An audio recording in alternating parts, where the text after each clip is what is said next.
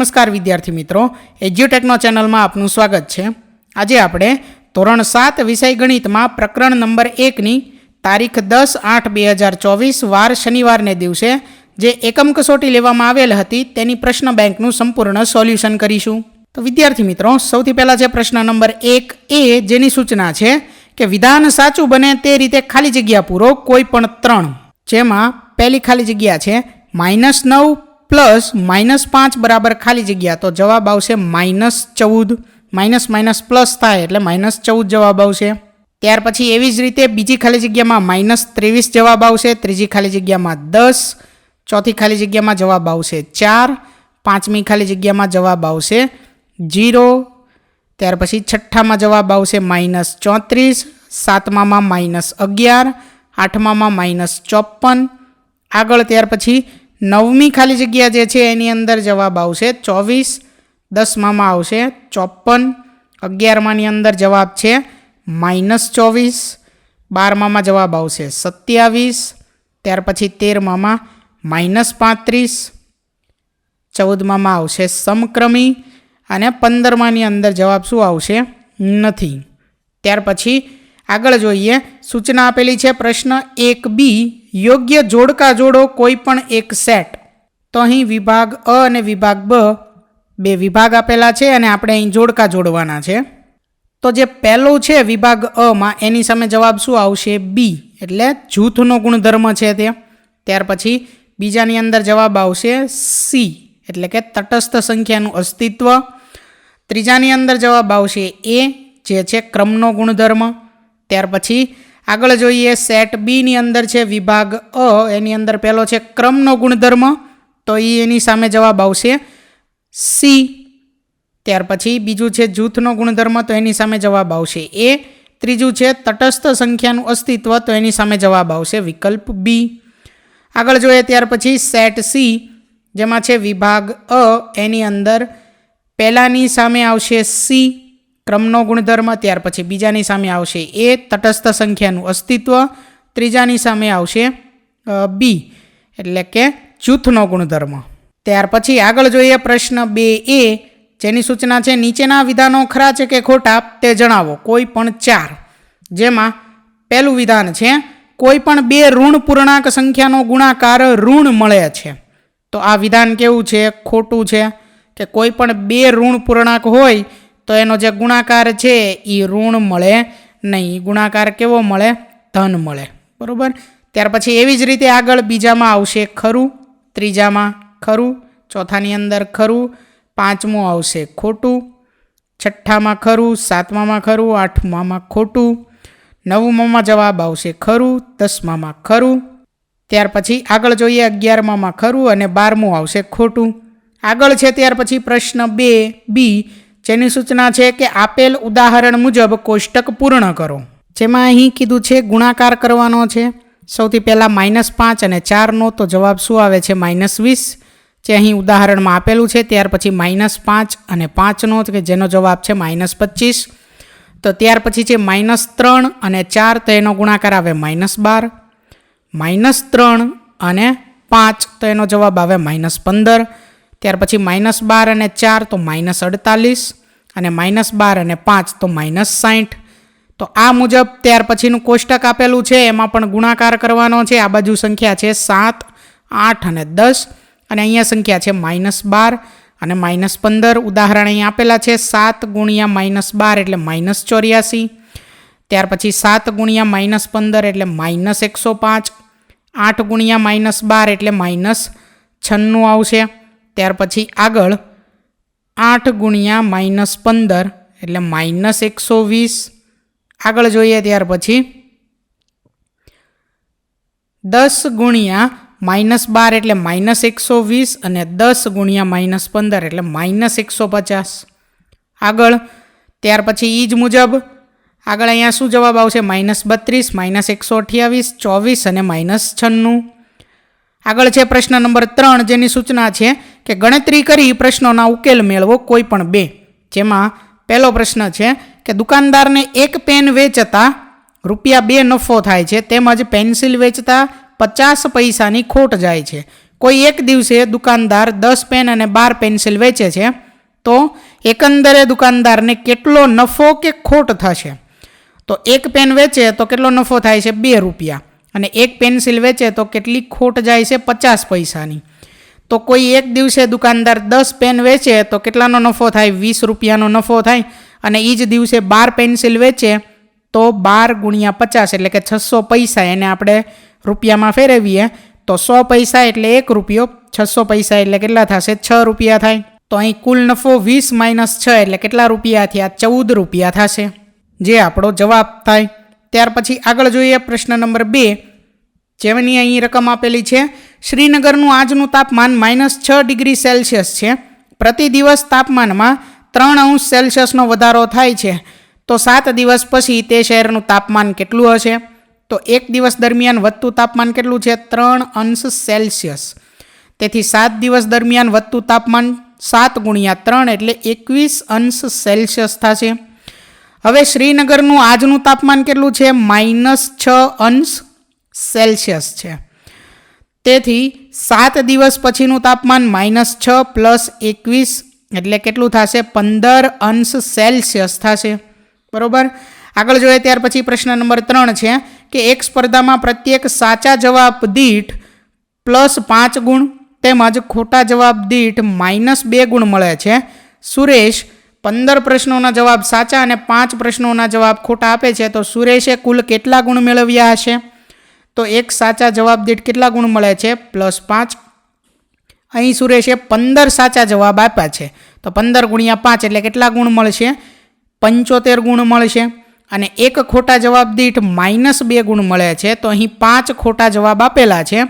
તો 5 × -2 એટલે જવાબ કેટલા થશે? -10. એટલે 75 - 10 તો સુરેશને કેટલા ગુણ મળેલા હશે? 65 ગુણ મળેલા હશે.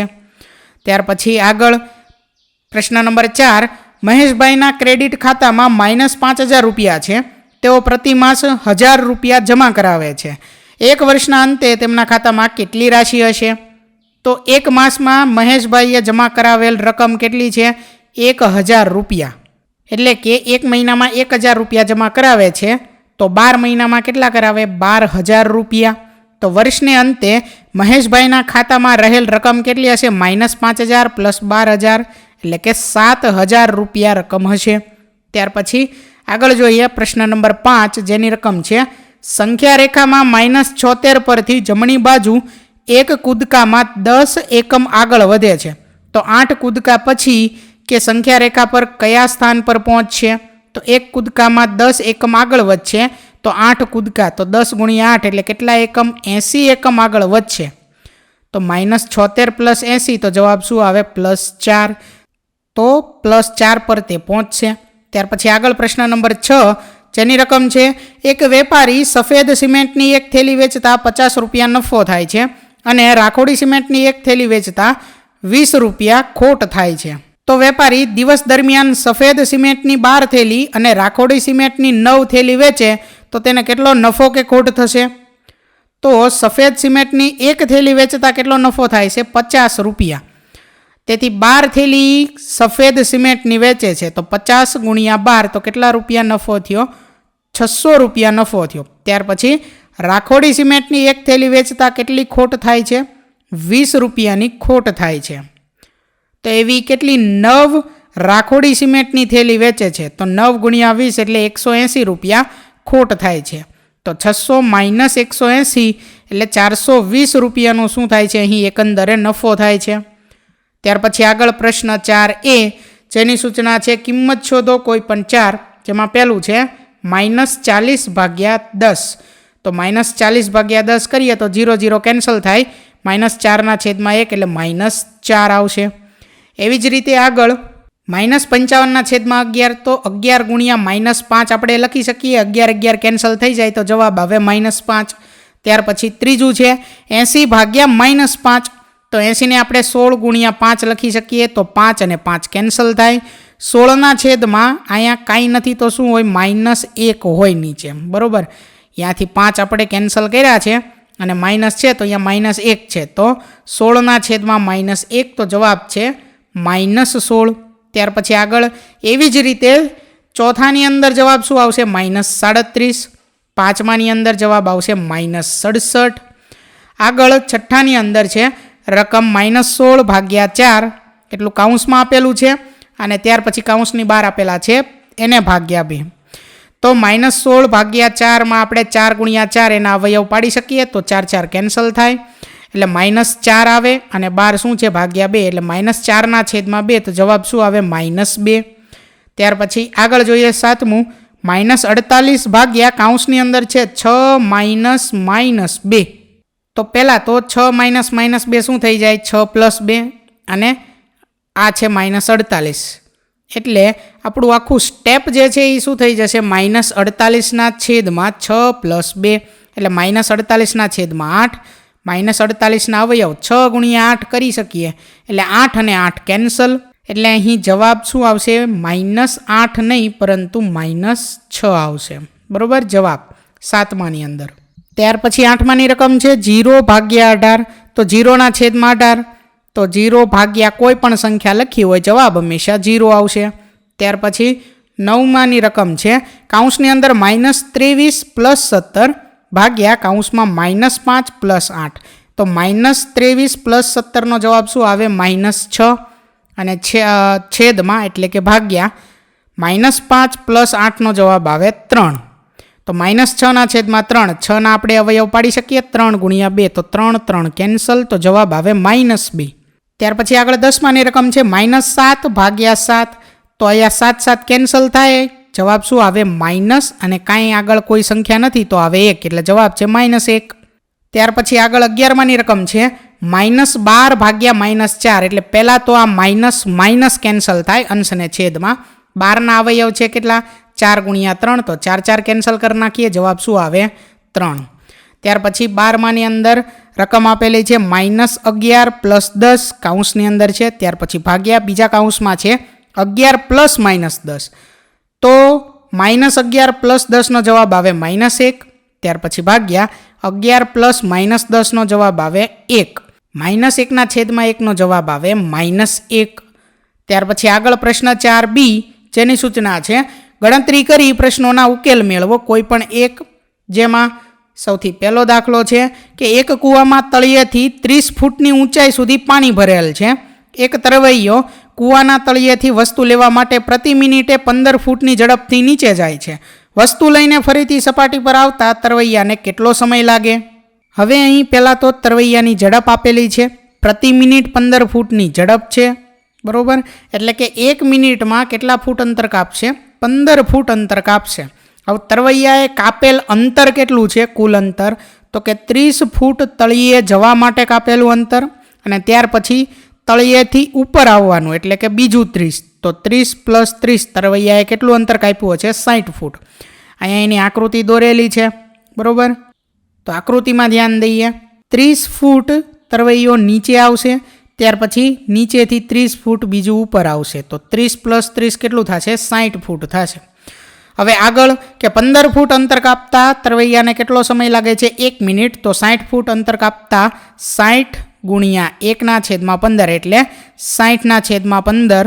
તો 15 ગુણ્યા 4 60 થાય તો જવાબ આવે કેટલું અંતર લાગશે? કેટલો સમય લાગશે? 4 મિનિટ. બરાબર, ત્યાર પછી આગળ જોઈએ પ્રશ્ન નંબર 2. એક ખાદ્ય પદાર્થને સાચવવા માટે -28°C તાપમાનની જરૂર પડે છે. કોલ્ડ સ્ટોરેજમાં એસી શરૂ કરતાં પ્રતિ કલાક 4°C ઘટાડો થાય છે. સવારે 10 કલાકે તાપમાન 0°C હોય તો કેટલા વાગે ખાદ્ય પદાર્થ કોલ્ડ સ્ટોરેજમાં ટ્રાન્સફર કરી શકાશે? તો સૌથી પહેલાં ગણતરી કરીએ તો 4°C ઘટાડો થતાં લાગતો સમય કેટલો છે? 1 કલાક. તો -28°C ઘટાડો થતાં લાગતો સમય 28/4 એટલે જવાબ શું આવે છે? 7 કલાક. આગળ જોઈએ ત્યાર પછી કે 10 વાગ્યા બાદના 7 કલાક. તો 10 + 7 એટલે કેટલા? 17 કલાક. મતલબ કે 10 પછીના 7 કલાક બીજા એટલે કે કેટલા વાગ્યા હશે? સાંજના 5 વાગ્યા હશે. બરાબર, આગળ જોઈએ ત્યાર પછી પ્રશ્ન નંબર 3 છે કે એક લિફ્ટ 5 મીટર પ્રતિ મિનિટના દરથી ખાણમાં ઉતરે છે. જો તે જમીનથી 25 મીટર ઉપરથી નીચે ઉતરતી હોય તો -250 મીટર સુધી પહોંચતા તેને કેટલો સમય લાગશે? તો લિફ્ટની ઝડપ કેટલી છે? 1 મિનિટમાં 5 મીટર જેટલી છે. તો લિફ્ટની જમીનમાં -250 મીટર સુધી એનું અંતર અહીં કાપે છે, બરાબર, તથા જમીનથી 25 મીટર ઉપરથી ઉતરે છે. તો લિફ્ટે અહીં કુલ અંતર કેટલું કાપેલું હશે? 25 + 250 એટલે કે 275 મીટર. તો અહીં સૂત્ર મૂકીએ સમયનું, સમય બરાબર અંતર છેદમાં ઝડપ. અંતર કેટલું છે? 275 મીટર. ઝડપ અહીં કેટલી છે? 1 મિનિટમાં 5 મીટર.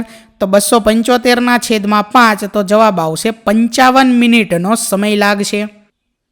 તો વિદ્યાર્થી મિત્રો, અહીં ધોરણ 7 વિષય ગણિતમાં પ્રકરણ નંબર 1ની તારીખ 10/8/2024 વાર શનિવારને દિવસે જે એકમ કસોટી લેવામાં આવેલ હતી તેની પ્રશ્ન બેંકનું સોલ્યુશન પૂર્ણ થાય છે. થેન્ક યુ દોસ્તો. એજ્યુકટેકનો ચેનલ તરફથી વિડીયો નિહાળવા બદલ આપનો આભાર. આવા બીજા વિડીયોઝ નિહાળવા માટે અમારી યુટ્યુબ ચેનલ એજ્યુકટેકનો અત્યારે જ સબસ્ક્રાઇબ કરો. આભાર દોસ્તો.